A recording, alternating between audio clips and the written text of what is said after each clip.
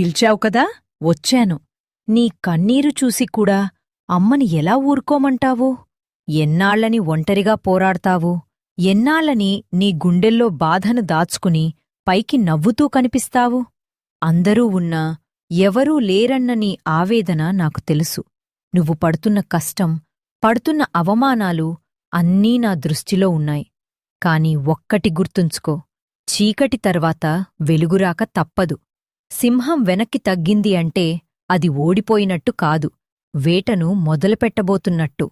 నీ కష్టాలన్నీ తీరిపోయే రోజు దగ్గర్లోనే ఉంది. ధైర్యాన్ని వదలద్దు.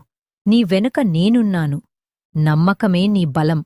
ఈరోజే నీ కష్టాలన్నీ నా పాదాల దగ్గర వదిలేయ్. నీకు నా తోడు కావాలనిపిస్తే కామెంట్ బాక్స్లో ఓం దున్ దుర్గాయై నమః అని రాసి నీలాగే బాధలో ఉన్న మరో నలుగురికి ఈ సందేశాన్ని